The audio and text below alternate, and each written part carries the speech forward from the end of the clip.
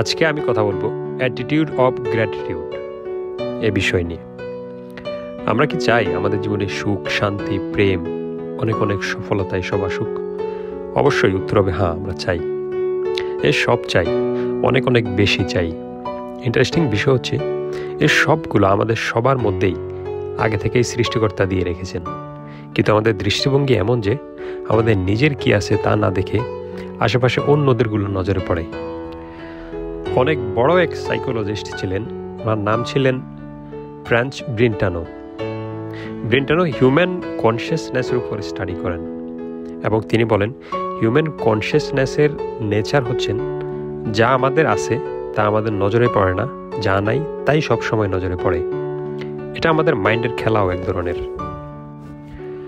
তো যখনই মনে হবে আপনি এক্সটার্নাল কোনো কিছু নিয়ে হতাশ, প্লিজ পেপার পেন নিয়ে বসেন এবং লিখেন আপনার জীবনে কি কি আছে যা অন্যদের জীবনে নেই।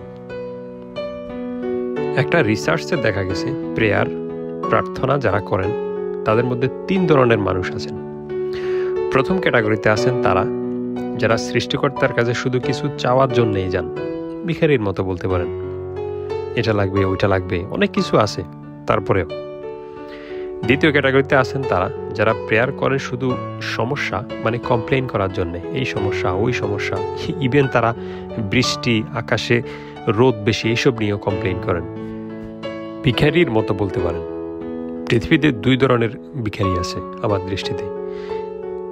প্রথম হচ্ছেন তারা যারা মসজিদ মন্দিরের ভিতরে করে, আর দ্বিতীয় হচ্ছেন তারা যারা মসজিদ মন্দিরের বাইরে করে। তৃতীয় ক্যাটাগরিতে যারা আছেন তারা হচ্ছেন সৃষ্টিকর্তা তাদের যাই দিয়েছেন তার শুকর আদায় করার জন্য, সৃষ্টিকর্তাকে ধন্যবাদ দেওয়ার জন্যে। সৃষ্টিকর্তা তাদের মানুষ হিসেবে পাঠিয়েছেন, এত সুন্দর মস্তিষ্ক দিয়েছেন ব্যবহার করার জন্যে, তার শুকর আদায় করার জন্য যান। ইন এভরি মোমেন্ট আমাদের কাছে খুশি হওয়ার হাজারো রিজন থাকে, কিন্তু আমরা প্রতিযোগিতার ফিল্ডে এত ব্যস্ত যে তার প্রতি আমাদের খেয়ালই নেই। খেয়াল পড়ে তাতেই যা আমাদের কাছে নাই, যেমনটা ফ্রাঞ্চ ব্রিন্টানো বলেছিলেন। ফর এক্সাম্পল, হেলথ, আপনার স্বাস্থ্য। এই যে আপনি সুস্থ আছেন, ভিডিওটি দেখছেন, জীবিত আছেন, নিঃশ্বাস নিচ্ছেন, এই ছোট ছোট জিনিসগুলো কিন্তু প্রাইসলেস। আর এটা তারাই বুঝবে যারা অসুস্থ হয়ে দিনের পর দিন ব্যাডে পড়ে আছে হসপিটালে। এই জিনিসগুলো যদি আমরা খেয়াল না করি তাহলে কি হবে? প্রতিযোগিতার দৌড়ে বাঁকতেই থাকবো মৃত্যু পর্যন্ত। এটাই বলে যে আর একটু অর্জন করি, আর একটু। আর এভাবেই আমরা আমাদের হ্যাপিনেসকে পোস্টপোন করি। খুশি কখনো হওয়ার কথা তো আসেই না।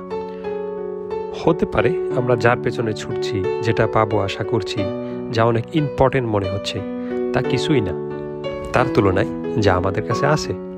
কিন্তু আমরা বর্তমানে খুশি না যা আছে তাতে, তাহলে আগামীকাল যা পাবো তাতে খুশি হব, তার গ্যারান্টি কি?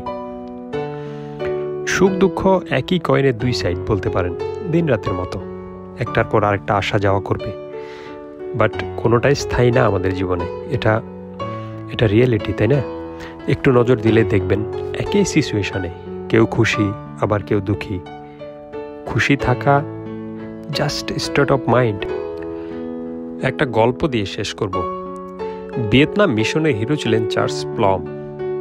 তিনি যুদ্ধে অনেক মিশন সাকসেসফুলি কমপ্লিট করেন, গুগল করলে পাবেন আপনারা। ফাইনালি ওনার প্লেন ক্র্যাশ করে, উনি বেঁচেও যান, তেমন ক্ষতি হয়নি ওনার। এই ঘটনার কয়েক বছর পর উনি ডিনার করছিলেন। ডিনার করার সময় এক ভদ্রলোক ওনার কাছে এসে প্রশ্ন করলেন, are you Charles Plum? Are you the hero Vietnam mission? উনি বললেন, yes, I am Charles Plum. Who are you man? ভদ্রলোক বললেন, স্যার, আপনি আমাকে চিনতে পারেননি?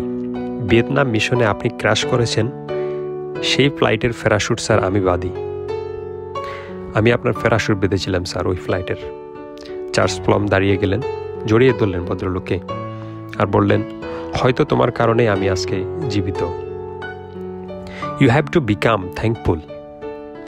থ্যাঙ্কফুল থাকতে হবে ফ্রেন্ডস, থ্যাঙ্কফুল।